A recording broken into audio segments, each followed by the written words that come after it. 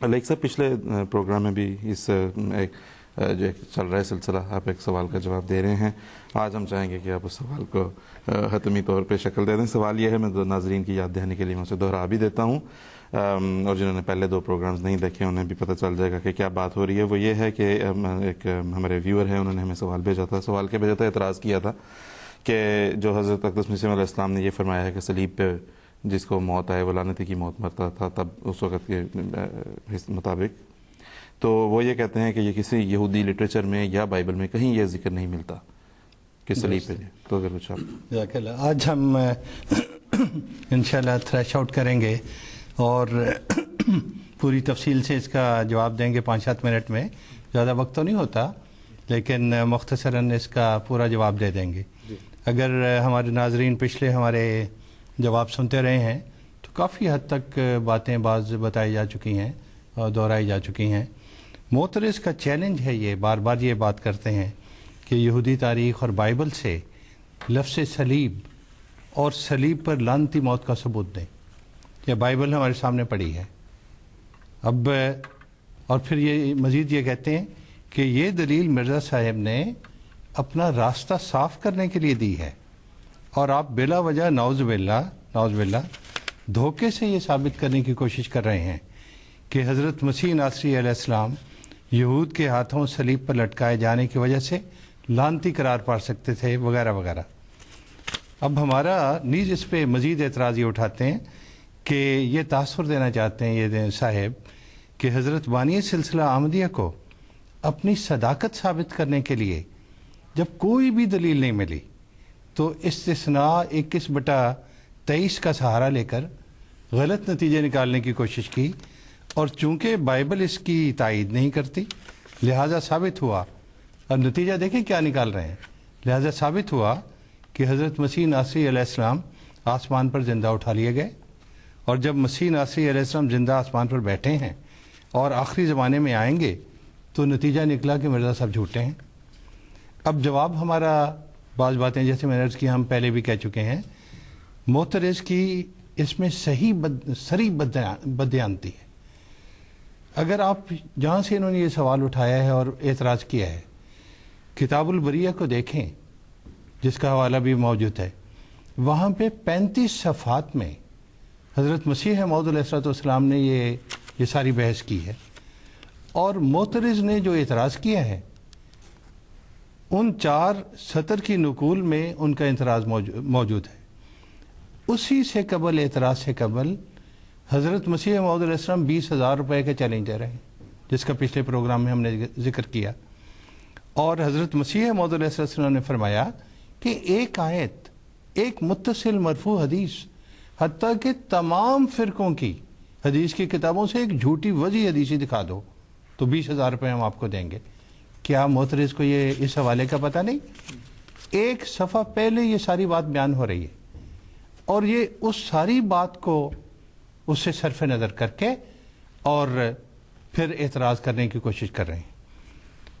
یہ چیلنج جو حضرت مسیح علیہ السلام کا ہے یہ ہمارے معترض کے سارے دعووں کی دھجیاں اڑا رہا ہے. لیکن ذرا خیال ہو، طبیعت میں یہ بات آئے کہ دیکھیں ایک شخص نے یہ بات لکھی تھی، میں اس سے نظریں چھپا رہا ہوں اور میں اسے سامنے نہیں لا رہا اور پبلک کے سامنے نہیں لانا چاہتا. ہم معترض سے یہ پوچھتے ہیں کہ کیا حضرت مرزا صاحب کے دعویٰ کی بنیاد بائبل کا یہی حوالہ ہے؟ دعوے کی بنیاد تو جیسے ہم پہلے بتا چکے ہیں حضور کے الہام پہ. آپ نے فرمایا بارش کی طرح مجھ پہ الہام ہوا، ورنہ میرا خاندانی عقیدہ تھا کہ آپ زندہ ہیں. اور اس الہام کے بعد پھر میں نے سارا قرآن کریم، حدیثیں وغیرہ، عربوں کا قدیم جدید سارا کلام دیکھا اور پھر حضور نے فرمایا کہ میں اس نتیجے پہ پہنچا کہ حضرت عیسیٰ علیہ السلام وفات پا چکے ہیں. حضرت مسیح موعود علیہ السلام کے دعوے کی بنیاد قرآن کریم ہے، سنت ہے، حدیث ہے، تاریخ ہے، عہد نامہ قدیم اور جدید ہے، کتب طب ہیں اور معقولی دلائل ہیں، یعنی جن سے آپ نے حضرت مسیح ناصری علیہ السلام کی وفات ثابت کی اور پھر اپنے دعوے کی بنیاد رکھی ہے.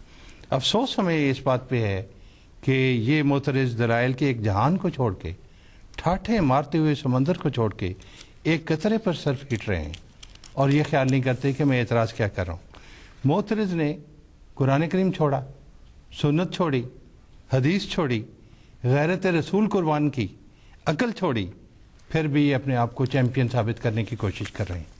अब आइए इनके सवाल के उस हिस्से की तरफ कि बाइबल से और यहूदी तारीख से और यहूदी शरीयत से सलीब और लानती मौत दिखाई जाए। बाइबल से आपकी क्या मुराद है? बाइबल के दो हिस्से हैं, अहदनामा कदीम और जदीद। नाजरीन देख रहे होंगे होली बाइबल इस पर भी लिखा हुआ है, सारी बाइबल की किताबें इसमें मौजूद हैं। इसमें अहदनामा जदीद भी मौजूद है, कदीम भी मौजूद है, जिसे सारी दुनिया इसे कबूल करती है। 1 अरब से ज़्यादा ईसाई इसे बाइबल मानते हैं, इसे कबूल करते हैं, कहते हैं कि बाइबल से लफ्ज़ सलीब लिखा है। अहदनामा जदीद जो है दर्जनों दफ़ा, 20 दफ़ा सलीब का लफ्ज़, क्रूसिफिक्शन का लफ्ज़, क्रॉस का लफ्ज़ ये अहदनामा जदीद में आ रहा है। क्या अहदनामा जदीद जो है ये बाइबल का हिस्सा नहीं है? ये बाइबल का हिस्सा है। तो कहते हैं कि इसमें से एक दफ़ा दिखा दें, वो मौजूद है वहाँ। अभी अगर मैं जिक्र करूँ, अभी इस मौजू पे बड़ी अच्छी बात आप बयान कर रहे हैं।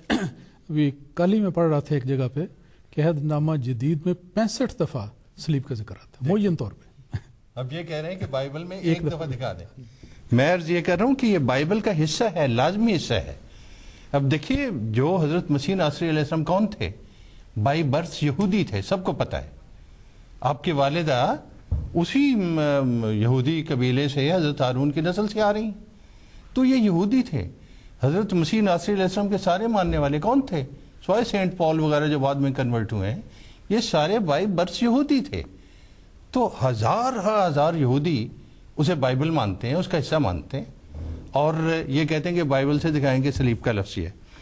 हम ये कहते हैं इन्हें कि अगर कोई शख्स इस्लाम की तारीख लिखना चाहे तो क्या कुरान करीम को छोड़ देगा?